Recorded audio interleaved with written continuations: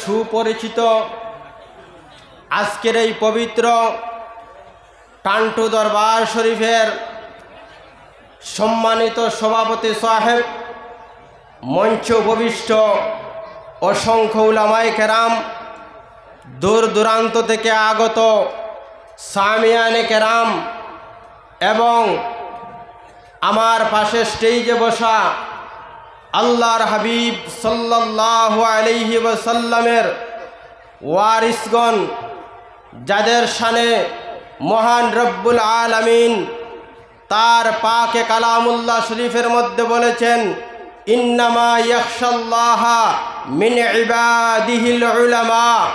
ও পৃথিবীর মানবেরা, আমার উলামায়ে কেরামগণ ও সমস্ত বান্দা যারা পৃথিবীর জমিনের মধ্যে সবচাইতে আল্লাহকে ভয় করে, বলুন সুবহানাল্লাহ।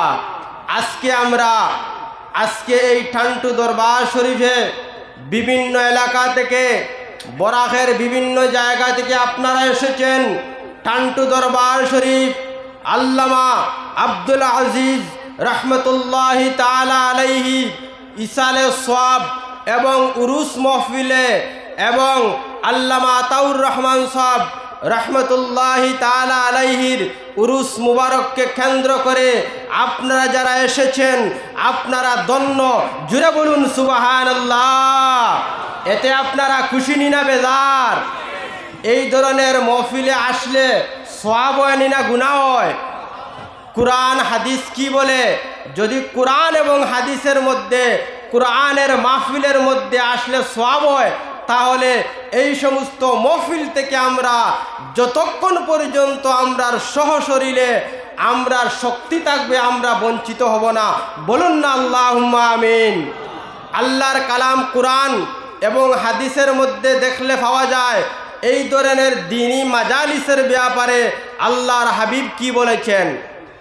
আল্লাহর হাবিব, আপনার আমার নবী, দু জাহানের বাদশা নবী, সরওয়ারে কায়নাত জনাবে মুহাম্মদুর রাসূলুল্লাহ সাল্লাল্লাহু আলাইহি ওয়াসাল্লামের জলিলুল কদর একজন সাহাবী, যার নাম সাইয়্যিদিনা আবু দারদা রাদিয়াল্লাহু তাআলা আনহু। তিনি বলেন, ও পৃথিবীর মানবেরা, আমার নবী, বিশ্ব নবী, নূর নবী জনাবে মুহাম্মদুর রাসূলুল্লাহ, সবাই বলুন সাল্লাল্লাহু আলাইহি ওয়াসাল্লামের নূরের জবান থেকে আমি সাইয়্যিদিনা আবু দারদা শুনেছি, আল্লাহর হাবিব বলেন, আল্লাহর কোনো বান্দা যখন দ্বীনি মাহফিলের মধ্যে, আল্লাহর কোনো বান্দা যখন গড় থেকে টান্টুর জমিন অথবা উজান্ডির জমিন দ্বীনি কোনো মজলিস, দ্বীনি মাজালিস, মসজিদ কিংবা মাদ্রাসা কিংবা কোনো মহফিলের মধ্যে আল্লাহর বান্দা যখন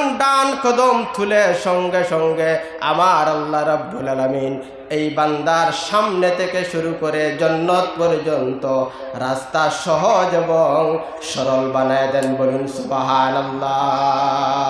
সবাই একবার জুড়ে বলুন না সুবহানাল্লাহ।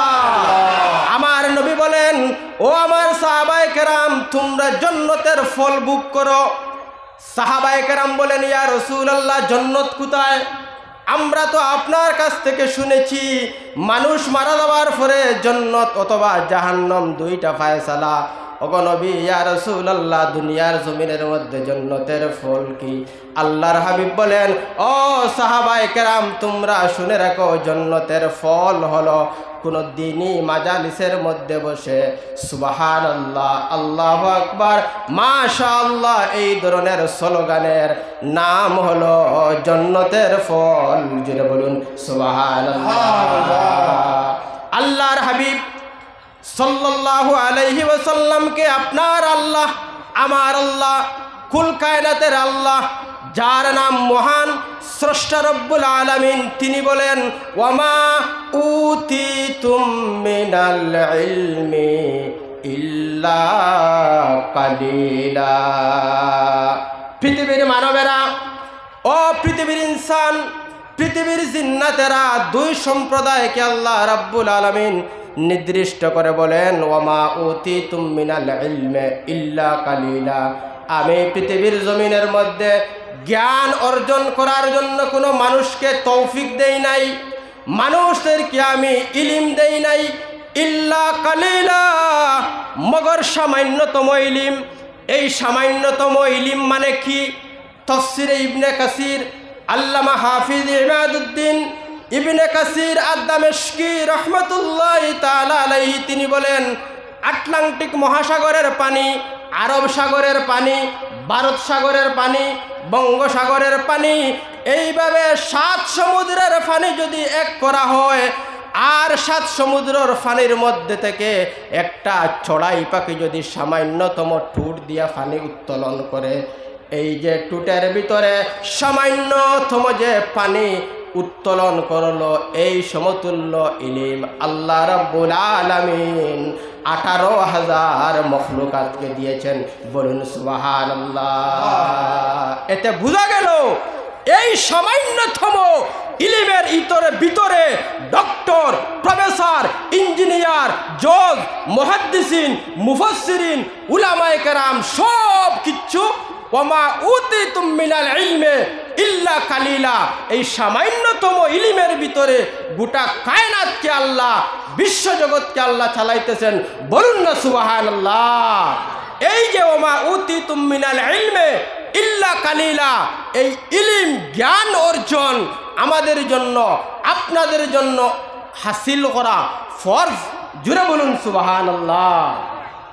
আল্লাহর হাবিব বলেন, তলবুল ইলমে ফরিদাতুন আলা কুল্লি মুসলিমিন ওয়াল মুসলিমা, অর্থাৎ ইলিম তলব করা, কতটুক ইলিম, ফরজ ওয়াজিব, সুন্নত মুস্তাহাব, হারাম হালাল, জায়েজ না জায়েজ, এই সমস্ত অতটুক পর্যন্ত ইলিম তলব করা একজন মা বাবার উপরে কর্তব্য, তার আওলাদের উপরে।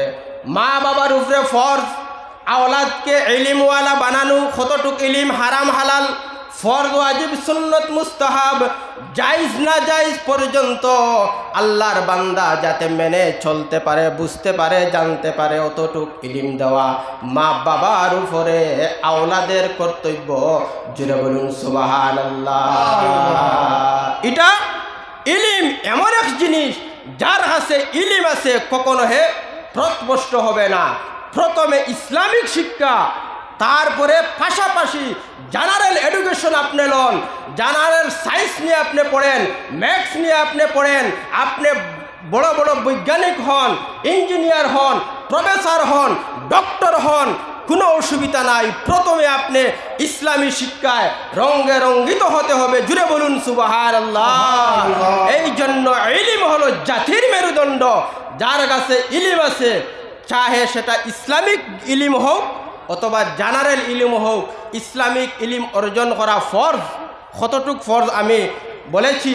আর তার পাশাপাশি জেনারেল শিক্ষা নিয়ে যদি আমরা আজকে আগ বাড়ি, ইনশাআল্লাহ একদিন আমরা মুসলমান সমাজ, সব ধর্মাবলম্বী মানুষের ভিতরে আমরা হিন্দু, মুসলিম, খ্রিস্টান, জৈন, বৌদ্ধ, কারো ভিতরে হিংসা থাকবে না, ব্যভিচার থাকবে না, জিনা থাকবে না, কুনীতি থাকবে না, দুর্নীতি থাকবে না, কারণ আমাদের ভিতরে শিক্ষা আছে। ঠিক কিনা বলেন? এই জন্য শিক্ষা